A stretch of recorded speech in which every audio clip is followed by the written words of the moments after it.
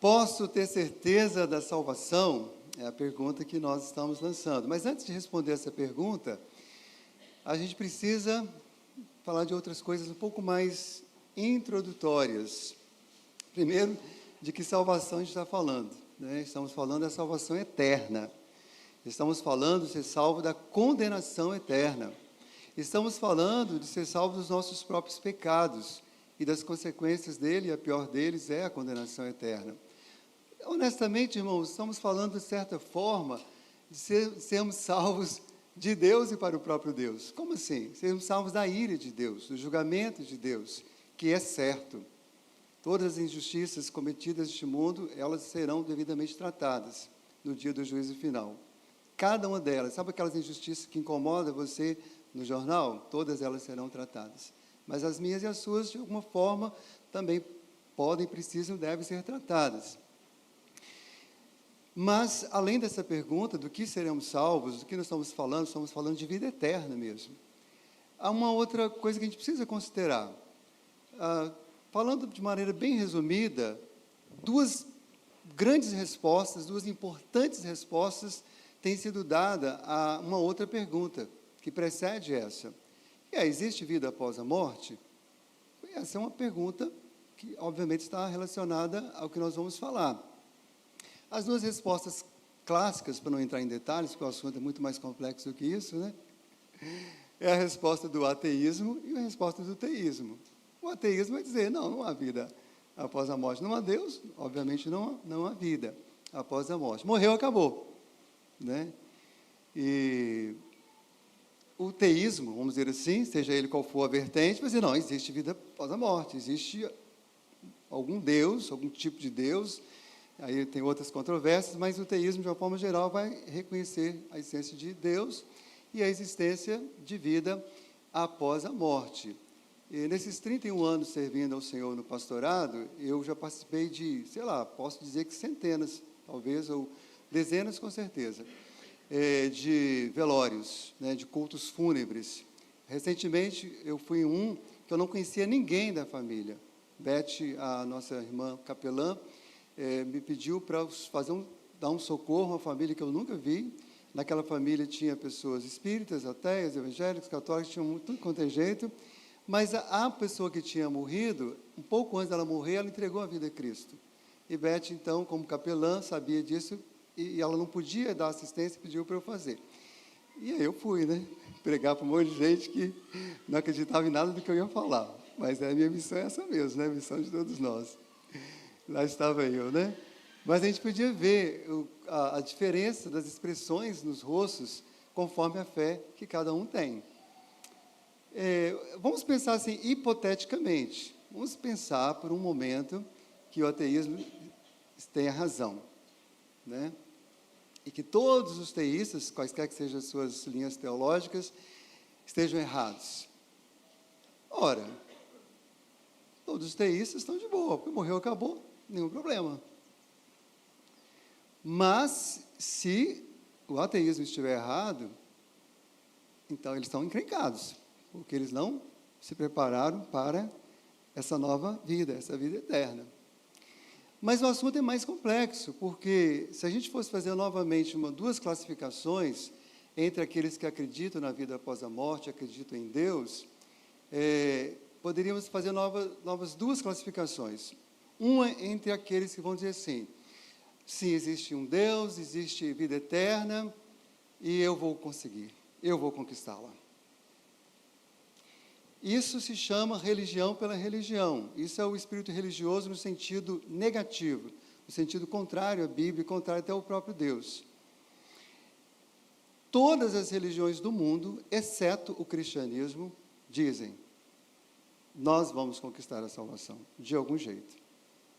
O cristianismo é a única religião do mundo que diz, não, a salvação não tem a ver com aquilo que eu conquisto, tem a ver com aquilo que foi conquistado pelo próprio Cristo. Tem aquilo que foi doado pelo próprio Deus, bondoso, gracioso, misericordioso. Mas, ainda dentro desses irmãos queridos, cristãos, que creem que existe vida após a morte, creem que Deus existe, sabem que tudo vem de Deus, sabem que Deus é gracioso. E eu diria, irmãos, que todos os cristãos do mundo, independente de qualquer denominação, seja do romanista até o mais protestante, eles creem na graça de Deus, todos. Agora, o que difere os cristãos e as denominações cristãs é a quantidade de graça para essa salvação. E é isso que nos difere. Eu digo isso com muito carinho a todos os ouvintes. Eu sei que aqui tem ouvintes de todas as matizes, provavelmente na internet também. Mas nós, cristãos reformados, temos uma convicção muito forte em nosso coração e nossa mente que a salvação eterna, ela está 100% nas mãos de Deus. Nós cremos numa graça abundante.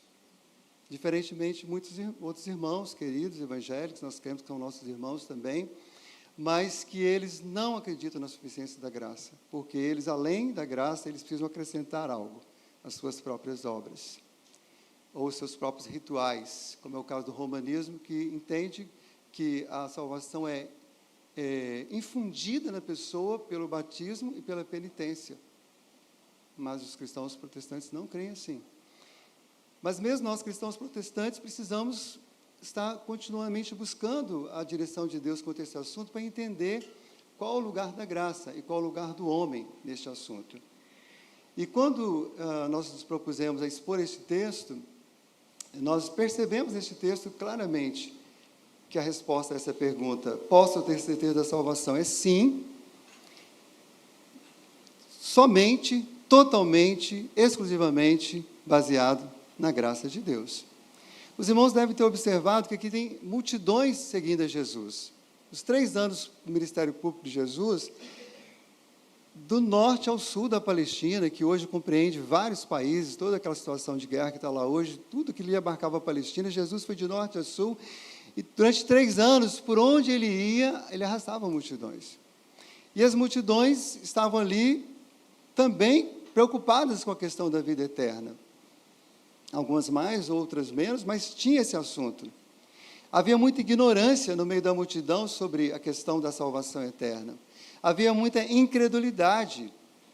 E quando as pessoas são ignorantes quanto a este assunto, quando as pessoas não creem, de fato, na verdade de Deus sobre este assunto, irmãos, é óbvio que vai haver confusão mental, dor, medo, cansaço. Ninguém que rejeita a salvação de Cristo, na verdade, usufrui de plena paz, não consegue de fato.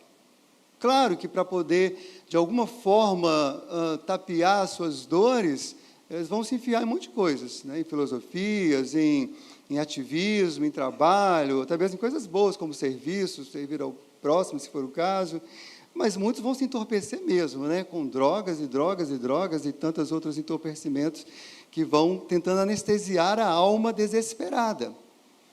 Essa preocupação quanto à salvação e a certeza dela está aqui no texto. Eles perguntam, que faremos para realizar as obras de Deus? Essa é uma maneira diferente de fazer a pergunta que o jovem rico fez. Lembra daquele jovem rico que conhecia a lei e tal de Israel? Ele também fez essa pergunta assim, bom mestre, que farei para herdar a vida eterna? E as perguntas são legítimas, tratam de uma questão importante, que é a salvação eterna, mas as perguntas da multidão, do jovem rico e de tantas outras pessoas na história bíblica, têm um outro problema. Tem um pressuposto comum. Eu posso fazer alguma coisa para conquistar a minha salvação. O pressuposto é a meritocracia. Não, eu tenho mérito, eu preciso ter mérito, eu preciso merecer. Eu preciso fazer algo para conquistar o coração de Deus, o amor de Deus, o favor de Deus. Então, essas perguntas é como se fizessem assim, o que eu mesmo posso fazer para merecer ou garantir a salvação? E a resposta de Jesus mostra outra coisa completamente diferente. Olha o que Jesus responde no verso 29. A obra de Deus é esta. Jesus já logo dá um chute assim. Para começar, a obra não é de vocês, a obra é de Deus. A obra de Deus é esta, que creiais naquele que foi por ele enviado. Ou seja, Jesus está falando, Querido, a salvação não tem a ver com as obras que vocês realizam. A salvação tem a ver com a obra que eu realizo.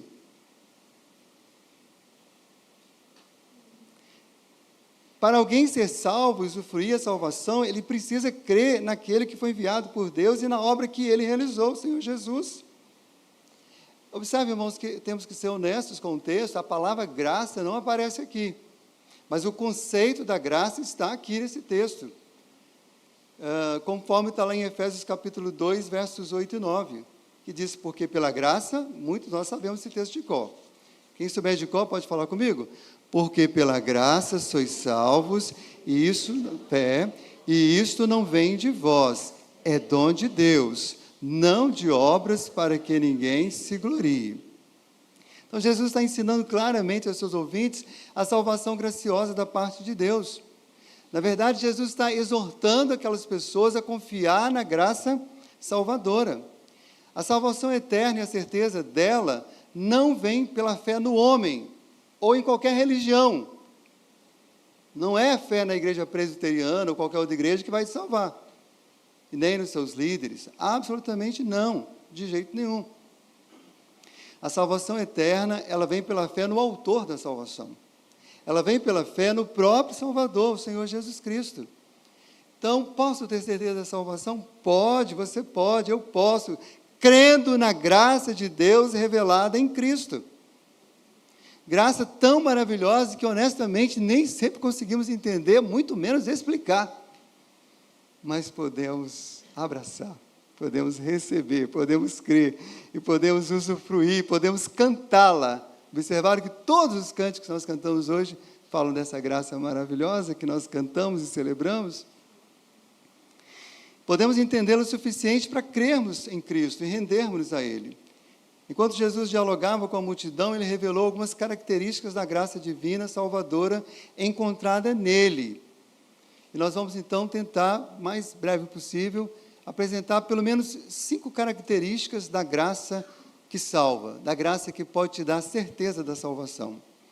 Posso ter certeza da salvação? Em primeiro lugar, sim, crendo na generosidade da graça de Deus em Cristo. Sim, crendo na generosidade da graça de Deus. Generosidade, bondade, é benevolência, é beneficência, é magnanimidade, é magnificência, é compaixão, é piedade. Tudo isso faz parte da graça salvadora. Observe que Jesus afirma, não foi Moisés quem vos deu o pão do céu. O verdadeiro pão do céu é meu Pai quem vos dá. Porque o pão é o que desce do céu e dá... Pão de Deus é o que desce do céu e dá vida ao mundo. Então, irmãos, fique claro. O pão do céu, o pão que salva, o pão que sacia sua fome de vida eterna, ele não é dado. Ele não é vendido. Ele não é emprestado. Ele é dado, ele é doado, ele é presenteado. Meus irmãos, uma das coisas mais tristes que temos visto ao longo de toda a história da igreja é quando as religiões começam a comercializar o Evangelho. Fuja, afaste-se. Você pode falar, mas vocês também contribuem as ofertas aqui. As ofertas para nós é uma alegria, é um prazer, é um privilégio. Não tem nada a ver com condição para ser salvo. Ninguém vai ser salvo porque entrega dízimo. Não é esse o fato, é outra história. Mas aonde você vê as pessoas sendo manipuladas com isso, como foi a igreja durante séculos, até a Reforma Protestante, lembra? Uma das revoltas de Lutero, porque ele chegou lá em Roma, e ele ouviu claramente as pessoas dizendo, olha, quando tilintar o barulhinho da moeda, você ouviu o barulhinho da moeda caindo no altar lá de Roma, né, a alma de fulano, de Beltrano, pela qual você está ofertando, vai sair do purgatório e vai para o céu. Era uma salvação comprada, e hoje está repetindo isso em um monte de igreja, em um monte de lugar, que se diz cristão, mas não é o verdadeiro evangelho de Jesus. Irmãos, é difícil para o coração orgulhoso, vaidoso e presunçoso receber algo de graça. Não, olha, eu tenho essa experiência com coisas mínimas. Lembro de uma situação de um irmão que ficou desempregado e ele não aceitava receber cesta. Não recebia. Meu irmão, não estou falando aqui da igreja não, é uma situação mais grave, viu, irmãos? Mas uma situação muito grave. E a pessoa, quem não gosta não quer receber, a salvação do Senhor, muitos têm a ver com a sua presunção, a sua vaidade, querer conquistar algo que ele jamais poderá conquistar. Mas essa é a salvação de Cristo, é isso que nos dá segurança para a salvação. Se você viver e se relacionar com Deus, pensando que você precisa pagar pelos seus pecados, você nunca vai ter certeza da salvação. Porque a dívida de cada homem e mulher diante de Deus é grande. Aborrecem o coração de Deus todos os dias com pensamentos, palavras, obras, negligências, ofendem a imagem de Deus nas pessoas, o próximo. Você sempre vai estar em débito, querido. Nós fomos resgatados não por dinheiro, prata ou ouro, mas pelo precioso sangue, como de cordeiro, sem defeito e sem mácula, o sangue de Cristo. Ele já pagou o preço da nossa salvação. Pois o salário do pecado é a morte. Sim, essa é a consequência dele. Aliás, aqui eu preciso lembrar, irmãos, a gente precisa lembrar qual a diferença de justiça para graça. Justiça é você receber o que você merece. Você trabalhou direitinho, você recebe seu salário, certo? Só que o salário do trabalho do pecador, de pecar, é a morte. Quer justiça? Então, todos os seres humanos deveriam ir para o inferno, porque todos ofendem a Deus diariamente, a sua vontade, a sua santidade, inclusive eu e você. Mas salvação é graça, é generosidade, é Deus ofertar a mim e a você aquilo que eu não mereço e você não merece. Ele dá, o Pai dá, o Filho dá. É dádiva, é presente, é dom gratuito de Deus. Quando você entender e aceitar esse presente, você ganhará a certeza da sua salvação. Mas, em segundo lugar, meus irmãos, sim, nós podemos ter certeza da salvação, crendo na suficiência da graça de Deus em Cristo. Então, eu falei da generosidade, agora eu vou falar da suficiência. Observe que Jesus diz: o que vem a mim jamais terá fome, o que crê em mim jamais terá sede. Irmãos, todos nós estamos aqui pensando na hora do almoço. Confesso que eu já pensei várias vezes. Não vou negar que vou na casa da minha sogra, viu? Sogra está assistindo o culto aí, né? Vamos almoçar lá hoje. Então, fome física a gente sempre vai ter. De certa forma também, nós temos uma fome, uma sede espiritual que continua. E que bom que continua, que é aquela fome, aquela sede de conhecer mais o Senhor, da palavra, né? E a gente precisa ler a Bíblia, precisa orar para saciar novamente essa fome. Assim como a comida que eu comi ontem fisicamente me sustentou ontem, eu preciso comer hoje de novo, eu preciso todos os dias me alimentar da palavra, da oração, para me alimentar espiritualmente. Então, essa fome vai continuar. Então, em que sentido Jesus está falando que quem crê nele nunca vai ter fome e vai ter sede? É sobre a questão da eternidade, é sobre a salvação eterna. É isso que ele está falando. Aquele, porém, que beber da água que eu lhe der, lembra o que ele falou para a mulher samaritana? Eu lhe der, nunca terá sede, pelo contrário, a água que eu lhe der será nele uma fonte para jorrar para a vida eterna. É disso que ele está falando. Quem já recebeu essa bendita certeza da salvação, sabe o que eu estou falando? É algo resolvido na sua vida. Você deita, você acorda, você dorme, você dirige. Você pode até ter medo de um monte de coisa, medo de barata, medo de um acidente, medo de ficar gordo, de ficar magro, medo de dor. Eu já confessei isso muitas vezes, né? Eu não tenho medo nenhum de morrer, mas eu tenho medo de dor. Já falei com o Senhor, espero que Ele me leve sem muita dor, leve rapidinho. Né? Que seja um tapa, né? Preferência dormindo lá da minha esposa, que tadinha, né? Vai acordar, vai estar lá o bitelo lá. Eu acho que ela vai chorar, vai sentir, espero, né? Mas eu vou estar com Jesus. Então, de verdade, irmãos, falo para a glória de Cristo, sem nenhuma vaidade. Eu acordo, durmo e vivo todos os dias assim, com a alegria de viver, de poder servir aos meus irmãos, fazer a obra de Deus, mas com um desejo tão grande de partir, de verdade. É honesto, não é balela que eu estou falando. Mas isso é por causa da suficiência da graça de Deus. Eu não fico contabilizando ao longo do dia assim, quanto que eu andei certinho hoje, se eu morrer hoje, acho que eu vou ser salvo. Não, quanto que eu... Não, acho que essa noite eu não posso morrer, não, porque eu pequei muito. Não existe essa balança. Porque a graça de Deus é suficiente. Não tem a ver com tanto que eu fiz de bem, mas tem a ver com o bem que Deus fez por mim, com a obra da graça dele na minha vida e na sua vida. É isso que a palavra de Deus nos ensina. A salvação que encontramos na graça de Cristo nos satisfaz. Por isso que a gente canta, celebra, e por isso que cristãos morrem por essa fé, por isso que cristãos deixam seus lugares, vão para outros lugares longínquos, para falar dessa bênção que é a certeza da salvação em Cristo Jesus, a suficiência da graça de Deus. Não há necessidade de acrescentar nada a essa graça para a salvação. Todas as pessoas e religiões que querem dar uma mãozinha para Deus quanto à sua própria salvação, estão ofendendo a suficiência da graça de Deus, por mais que seja boa intenção. Mas quem verdadeiramente encontrou a salvação em Cristo, sabe que não pode acrescentar nada a essa graça. Os religiosos judeus equivocadamente olhavam para Moisés e para a lei na esperança de encontrar a salvação. Mas Jesus deixou claro que nem Moisés ou qualquer outro homem pode dar o verdadeiro pão da salvação eterna.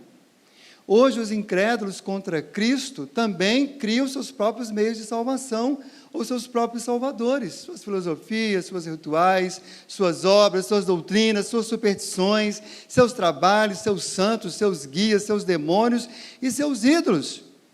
E por isso mesmo, todos eles continuam inseguros quanto à sua salvação eterna. Mas os verdadeiros salvos, pessoas que já se renderam ao Senhor, creem em Jesus como o único e suficiente Salvador, podem declarar aquilo que Pedro declarou: e não há salvação em nenhum outro nome, porque debaixo do céu não existe outro nome dado entre os homens pelo qual importa que sejamos salvos.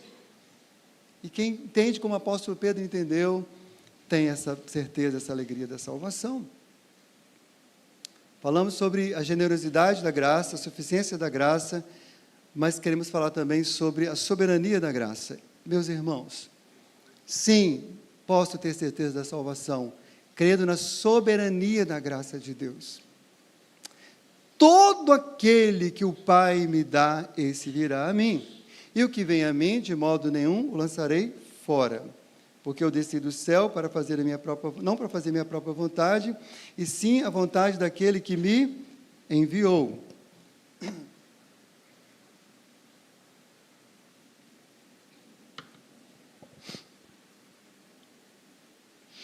Segundo estes versículos que eu acabei de ler, quem irá até Cristo para a salvação?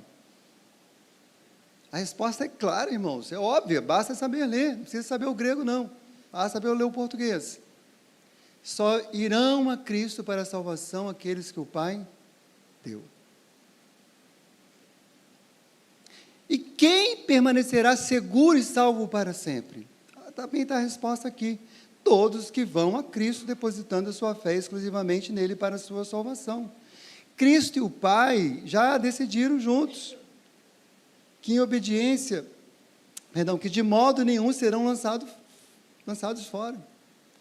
Uma das coisas mais tristes de qualquer ser humano, e eu lido com muitos irmãos e amigos que passaram por situações de rejeição profunda, foram rejeitados pelo pai, pela mãe, por alguns, e sofrem até hoje, e hoje estão sendo curados pela graça de Deus. Mas uma das coisas que cura qualquer rejeição é lembrar que toda pessoa que vai sinceramente a Cristo, Ele diz que Ele jamais lança fora. Vai crendo, vai se arrependendo, vai se rendendo, Ele não lança fora. Não há qualquer discriminação de cor, de raça, de gênero, de nada. Todos que vão a Ele, com fé nele, entendendo quem Ele é, quem você é, se rende, vai encontrar a salvação eterna. Irmãos, Deus é soberano em tudo. Por que não seria na salvação eterna dos homens? E como já falamos, nisso não há injustiça humana, não há injustiça nenhuma, porque todos pecaram, estão destituídos da glória de Deus, merecem a condenação eterna. Mas se Deus não intervém soberanamente, ninguém seria salvo. Então, por isso que nós glorificamos a Deus pela sua graça soberana. A vida eterna é doada a quem Deus quer, no tempo que Ele quer, conforme o assentimento da sua própria vontade soberana. Podemos ter segurança de salvação, porque, conforme afirma as Escrituras, em Efésios 5, Deus nos predestinou para Ele, para a adoção de filhos, por meio de Jesus Cristo, segundo a sua graça. Aí, no meio cristão, existe muita controvérsia sobre esse ponto, porque muitos cristãos preferem dar honra ao homem, preferem dar honra ao livre-arbítrio. O livre-arbítrio. Mas nós, cristãos reformados, preferimos dar glória somente a Deus. Nós entendemos que a salvação não está nas mãos de nenhum homem. A salvação está exclusivamente nas mãos de Deus. Irmãos, e é por isso que a gente tem segurança de salvação.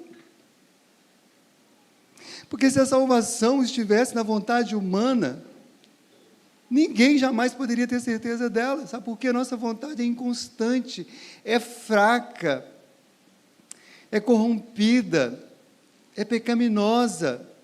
Ela é influenciada por toda sorte de circunstâncias. Se eu estou em depressão, tenho certeza da salvação. Se eu não tenho depressão, tenho certeza da salvação. E tudo influencia.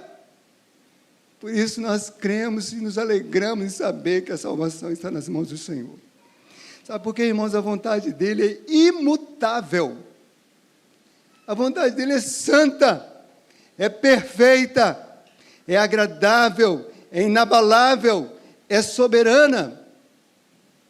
Afronta a gente, nosso orgulho, porque Ele vai dizer lá em Romanos, terei misericórdia de quem eu quiser ter misericórdia, é isso mesmo. Ele é o único que pode fazer isso.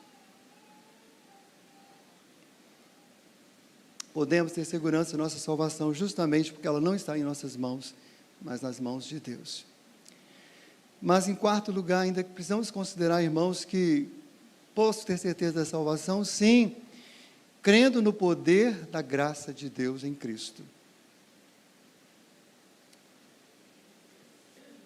A palavra diz, a multidão perguntou a Jesus, que sinal fazes para que o vejamos e creiamos em Ti? Quais são os Teus feitos? Gente, isso aqui era uma provocação, né? Porque Jesus já tinha feito tantas coisas. Jesus já tinha feito o mar sossegar. Jesus já tinha ressuscitado mortos. Jesus já tinha curado paralíticos. Aliás, a fama de Jesus já tinha saído da Palestina. Tudo quanto é lugar, já estava onde... alguém fazendo algo extraordinário. Os próprios inimigos de Cristo não tinham como negar as obras de Cristo. Mas eles provocam Jesus aqui, né? E Jesus continua a conversa com eles.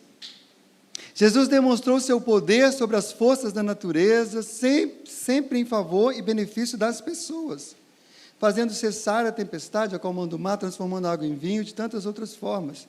Mas o maior sinal do poder de Cristo foi a ressurreição. Fez algumas, né? Por exemplo, o filho da viúva de Naim, o amigo dele Lázaro, né? Mas entre as ressurreições, a sua própria ressurreição foi o fato mais importante, mais poderoso para nos dar garantia da nossa própria salvação. Irmãos, é somente porque Jesus morreu e ressuscitou que podemos crer em sua promessa da ressurreição futura para todos aqueles que nele creem. Por isso que ele afirma que é a vontade de quem me enviou, que nenhum eu perca de todos os que me deu. Pelo contrário, eu o ressuscitarei no último dia. De fato, a vontade de meu Pai é esta, que todo homem que vira o Filho, nele crer, tenha vida eterna, e eu o ressuscitarei no último dia.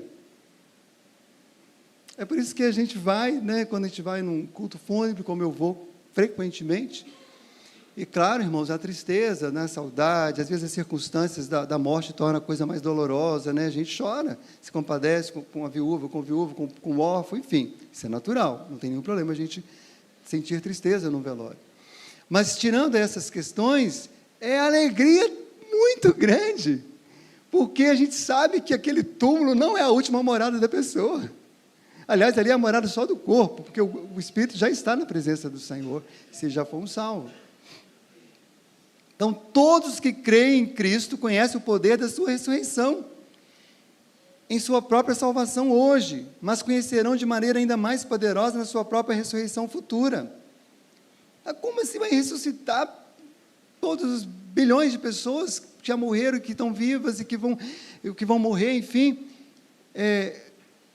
Irmãos, o Deus que criou tudo do nada, isso aí é moleza para ele.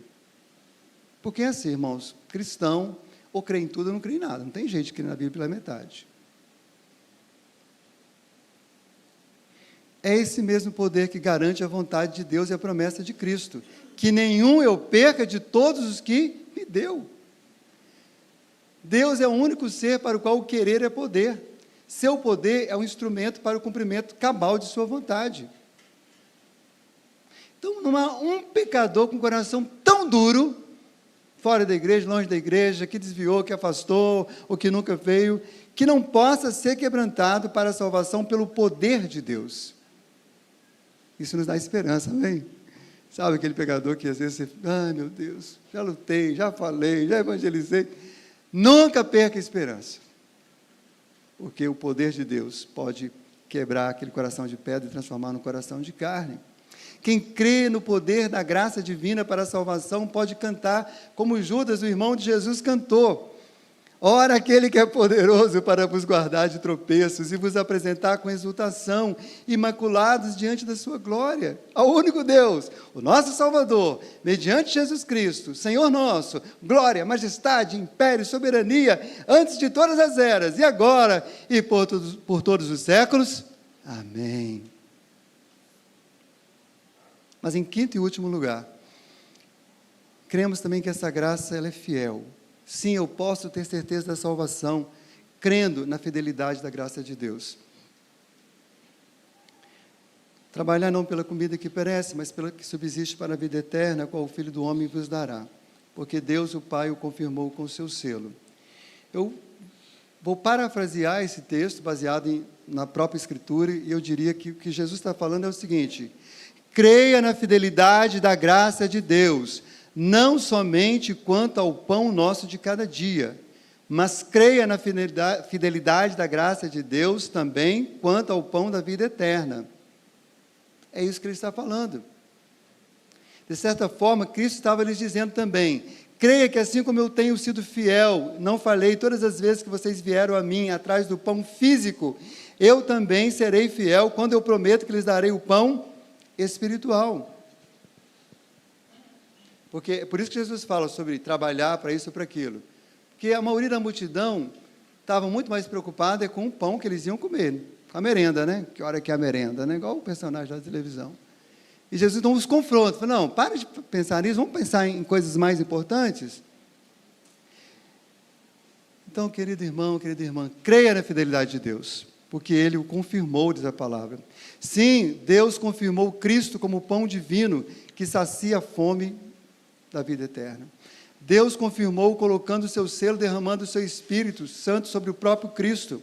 Lembra quando Cristo chega na sinagoga de Nazaré, ele lê Isaías 61, e que fala: o Espírito de Deus está sobre mim, que me ungiu para pregar, curar, libertar, salvar, e ele fala: hoje se cumpriu esta palavra.